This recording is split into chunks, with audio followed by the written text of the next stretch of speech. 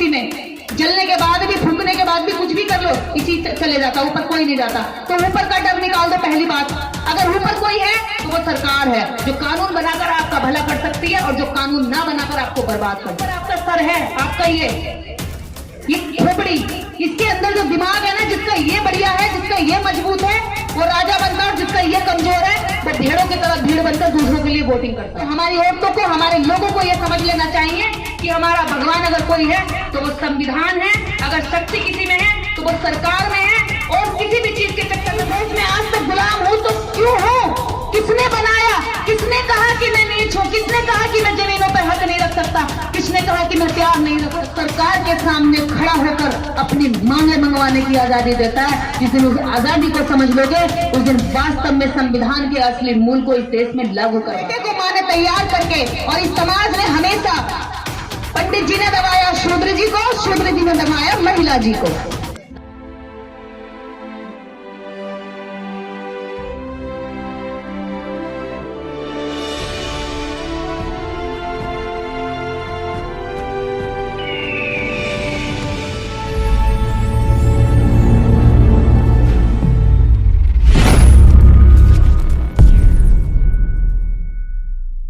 से हुई तो एक बच्चे ने आकर कुछ लाइनों पर गाना गाया, छोटा सा था, डांस किया।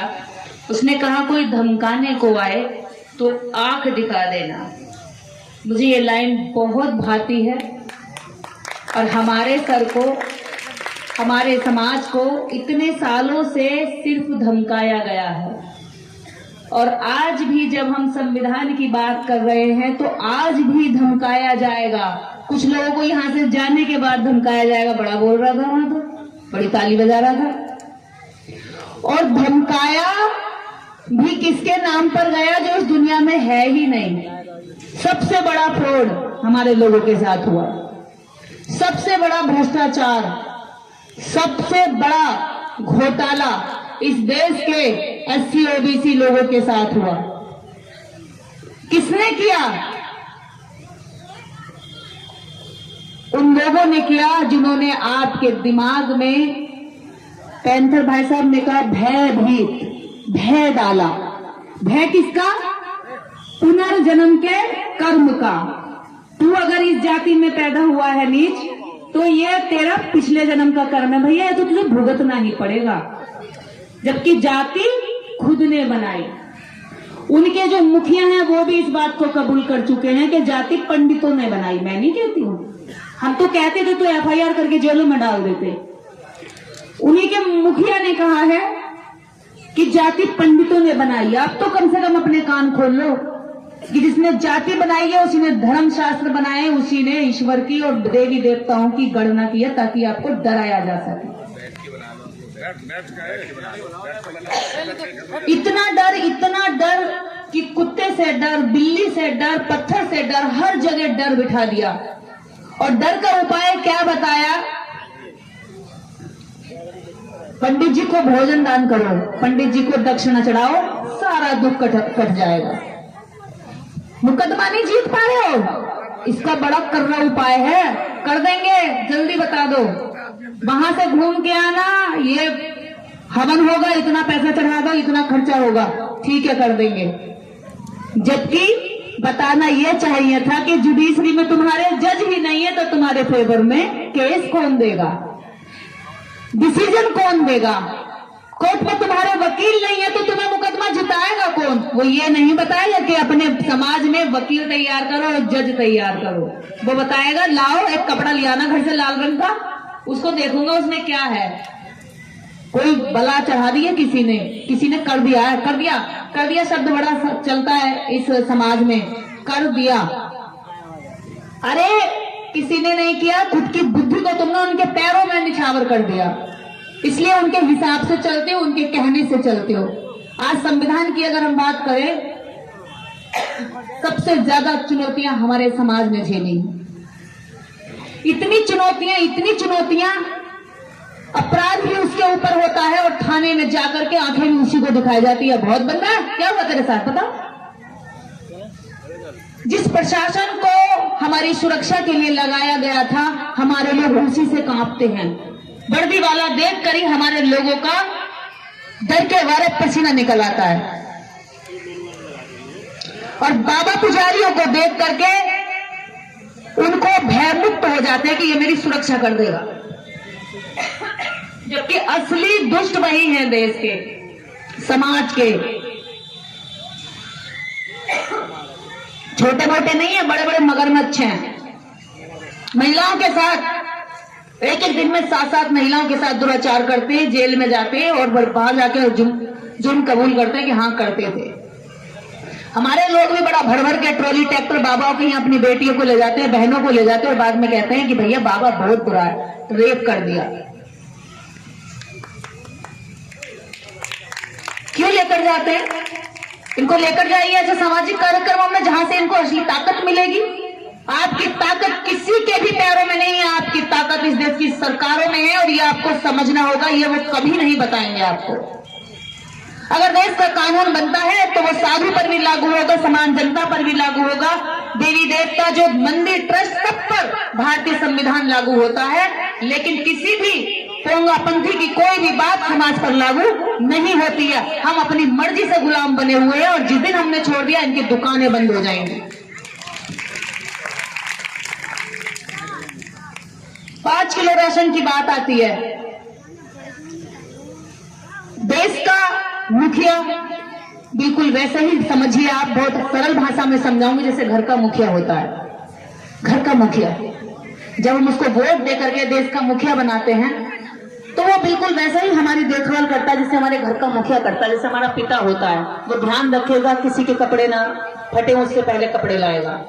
वो ध्यान रखेगा घर की सुरक्षा का कि कोई भारी आतंक या कोई भी हमला ना कर दे। वो ध्यान रखेगा कोई भूखा ना सोए। वो ध्यान रखेगा कोई शिक्षा से वंचित ना रह जाए। वो ध्यान रखेगा कोई बड़ा लड़का छोटे वाले की जमीन तो नहीं हड़प रहा, बेईमानी तो नहीं कर रहा। वो ये सब बातों का ध्यान रखता है। हमारे घर का मुखिया रखता है ना ऐसे सुरक्षा का, छोटे बच्चों की सुरक्षा का ध्यान रखता है, महिलाओं की सुरक्षा का ध्यान रखता है। अब हमारे देश का मुखिया ध्यान कम रखता है, ड्रामा ज्यादा करता है। 5 किलो राशन के लिए भीड़ लगी है।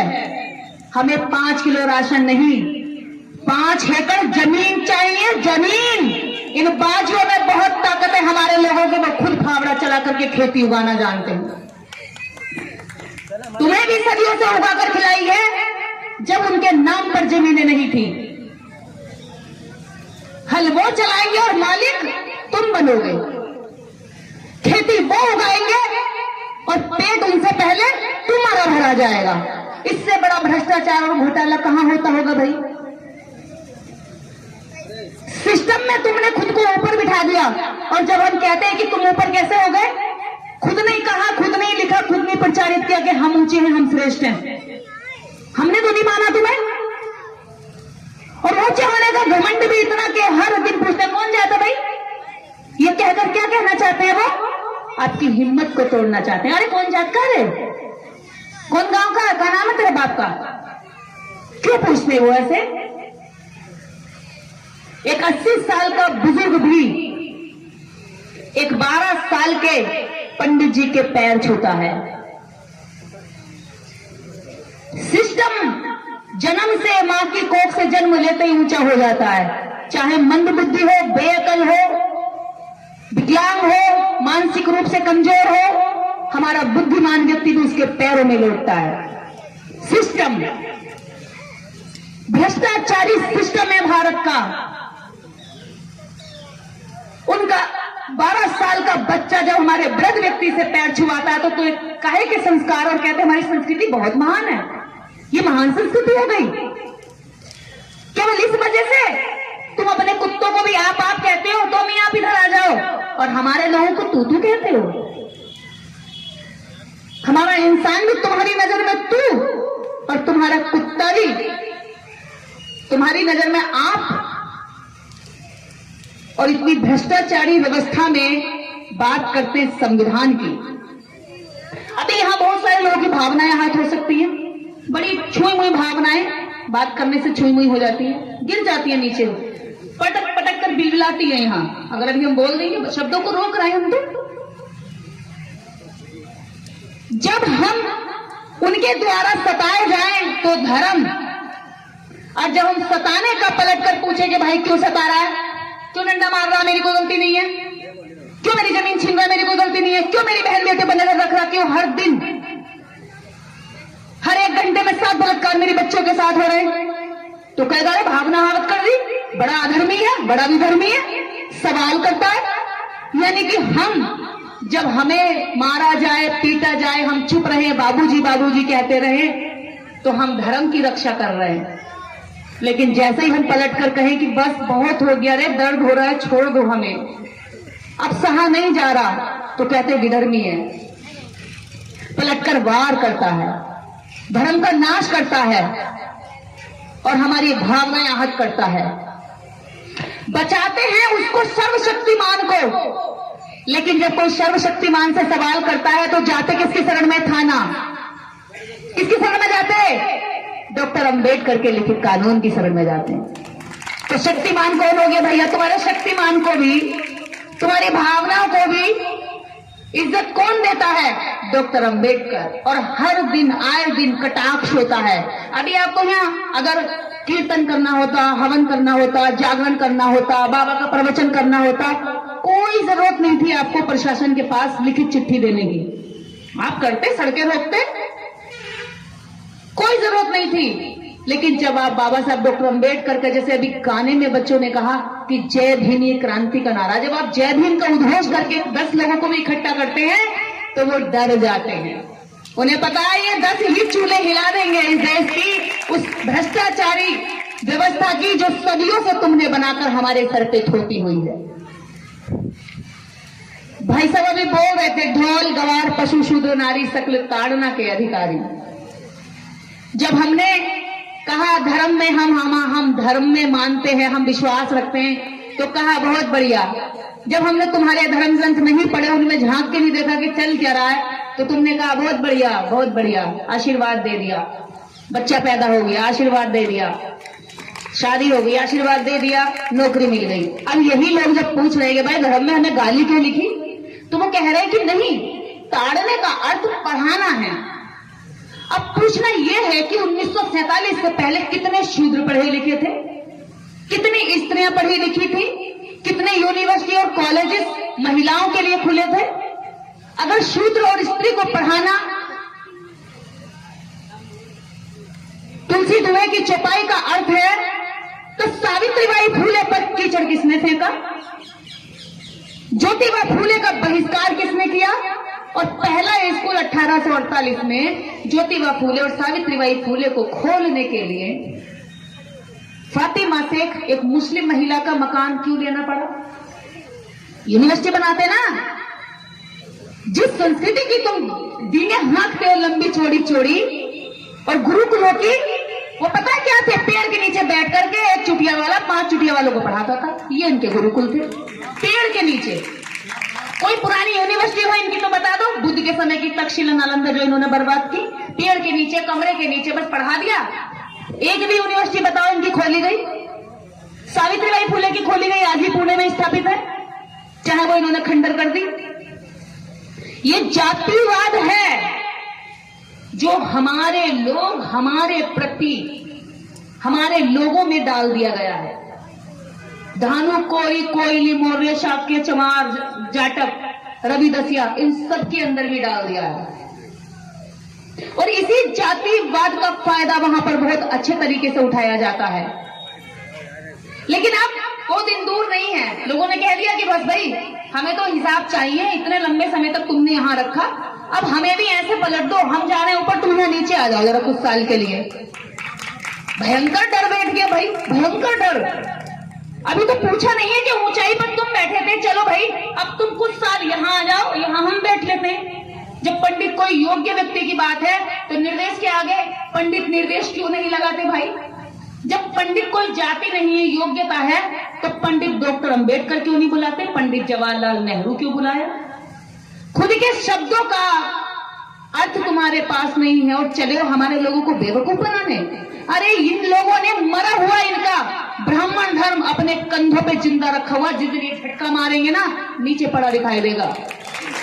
सरकार भी तुम्हारी होगी, शासन भी तुम्हारा होगा, प्रशासन भी तुम्हारा होगा। क्योंकि तुम इस देश की शासक कौमें हो, गुलाम है, तुम्हें साजिश के तहत बनाकर रखा है।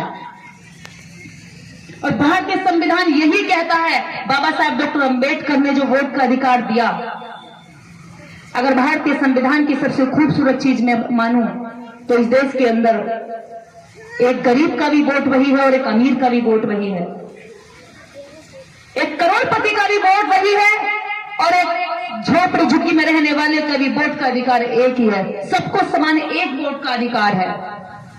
और बगावत करने का हक करोड़पति को भी इतना ही है सरकार के सामने, और झोपड़ी झुग्गी में गरीबी में रहने वाले व्यक्ति को बगावत करने का हक अधिकार इतना ही है। लेकिन जरूरत यह है कि आपको समझना होगा कि लड़ाई कहां लड़नी है। भाई से लड़ाई नहीं लड़नी है, पड़ोसी से लड़ाई नहीं लड़नी है, किसी व्यक्ति जाति से लड़ाई नहीं लड़नी है। लड़ाई लड़नी है सिस्टम से, जो सिस्टम आपको नीच कहता है और आगे तक नीचे रहने के लिए मजबूर करता है। हम यहां भी कह देना चाहते हैं, हमारी लड़ाई किसी व्यक्ति से नहीं, किसी वर्ग से नहीं, किसी समुदाय से नहीं, किसी धर्म से नहीं। हमारी लड़ाई है उस सिस्टम से जिन्होंने कहा गया कि हम धर्म में ऊंचे हैं। और एक चीज सुन लो, यहां पर खुलकर बोल रही, प्रशासन भी सामने है, हिंदू कोई धर्म नहीं है। इस भारत के अंदर धर्म है तो ब्राह्मण है, और अगर हिंदू कोई धर्म है तो धर्म शास्त्रों में लिखा हुआ कहीं भी हिंदू शब्द दिखा देना, कहीं इनके शब्दों का उच्चारण नहीं। सुप्रीम कोर्ट ने खुद माना है कि हिंदू शब्द मुगलों द्वारा दी गई गाली है। चोर, लुटेरा, उचक्का, काफिर, दास। क्या हम चोर हैं? क्या हम चोर हैं? हाथ उठा के खड़े हो, बताओ हाँ या ना। क्या हम चोर हैं? चोर हैं? क्या हम काफिर हैं? क्या हम लुटेरे हैं?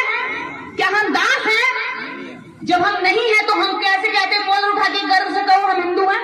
इसका मतलब वो हमें क्या बनाना चाहते हैं? चोरों का, लुटेरों का समाज बनाना चाहते हैं, और बाद में कह देंगे तो है ही चोर। पहले हमें उस गाली का उसका मतलब नहीं बताएंगे, पहले हमें उस पर निपटा देंगे, उस पर गर्व करा देंगे, और बाद में अर्थ बताएंगे कि इसका अर्थ तो ये है। अब आप फिर शाय कर जाओगे, शर्म आएगी। तो शर्मिंदा होने से पहले ही सच्चाई को जान लो। किसी हिंदू भी, किसी भी धर्म ग्रंथ में हिंदू का शब्द नहीं है। खुद रामचरित मानस में तुलसीदास ने कहीं हिंदू शब्द का उच्चारण नहीं किया है। मनुस्मृति में कहीं पर भी हिंदू शब्द का अर्थ, हिंदू का मीनिंग या हिंदू शब्द का कहीं पर प्रयोग नहीं किया गया है। और आप लोगों को हिंदू नाम से गर्व करवाते हैं, कहते हैं अरे भैया अगर मोदी जी ना आए तो कोई और आ जाएगा, कौन आएगा जो काट डालेगा, गाजर मूली की तरह ऐसे करके डर बिठाया जाता है लोगों में। हम इस देश में रह रहे हैं, इतने खूबसूरत तरीके से रह रहे हैं। हमारा पड़ोसी अगर कोई अब्दुल है तो वो हमें, अगर हम भूखे हैं और हम उससे कहें कि भाई आज सब्जी नहीं है और हमसे मांगे, मना कर देगा, जब वो दे देगा। इस देश के अंदर लोगों में इतनी भावना है, अगर कोई बच्चा भूखा है और कोई सब्जी वाला, फल वाला खड़ा है तो उसके पास पैसा नहीं है तो वो एक अमरूद तो उठा के ऐसे देता कि ले खिला ले। ये इस देश की संस्कृति को इस तरह से नष्ट कर देना चाहते हैं। चोर, लुटेरे, काफिर और दासों का समाज बनाना चाहते हैं। हम ना तो चोर हैं, ना लुटेरे हैं, ना दास हैं, ना काफिर हैं। इसलिए हम, अगर हमारी मूल पहचान कोई है तो वो बौद्ध धर्म की है, बौद्धिस्ट होने की है। सवाल यही उठता है कि जब हम चोर नहीं है, लुटेरे नहीं है, इनके बनाए प्रपंच के जाल के अंग नहीं है, हिस्सा नहीं है, तो फिर हम क्या हैं? हम बौद्ध हैं। इस देश के अंदर सरयू नदी में कत्लेआम करके हजारों बौद्ध भिक्षुओं की गर्दनें फेंक दी गई। बौद्ध सभ्यता को नष्ट कर दिया गया। गर्भवती औरतों तक को जान से मार दिया गया कि अगर ये बच्चे को जन्म देंगी तो क्रांतिकारी बच्चा पैदा करेंगे, बौद्धिस्ट विचारों से तैयार करेंगे। आज फिर से वो लोग डरा डरा करके हमें, हमारी सभ्यता को, हमारी सोच को, हमारे महापुरुषों की मेहनत को बर्बाद कर देना चाहते हैं। क्या हम ये मेहनत बर्बाद होने देंगे? एक सुर में बोलो, नहीं या हाँ? नहीं तो अपने पुरखों को पहचानो। आपके पुरखों ने कहा है कि आपको किसी भी आडंबर में नहीं फंसना है, किसी देवी देवता के चक्कर में नहीं फंसना है। 33 करोड़ देवी देवताओं ने आज तक हमारे जीवन की कोई भी एक भी उपलब्धि नहीं की। अगर हमें आज सम्मान का जीवन मिला तो ये 33 करोड़ देवी देवताओं की बदौलत नहीं, एक अकेला देवता डॉक्टर अंबेडकर की बदौलत हमें इस देश में सम्मान मिला। कोई घर में रहने वाला है, हमारे घर में पूजनीय, हमारे बच्चों को पढ़ाने लायक कोई चीज है, कोई व्यक्ति है, व्यक्तित्व है, तो वो ज्योतिबा फूले है। छत्रपति साहू जी महाराज हैं, ललन सिंह यादव हैं, पेरियार हैं, माता सावित्रीबाई फूले हैं।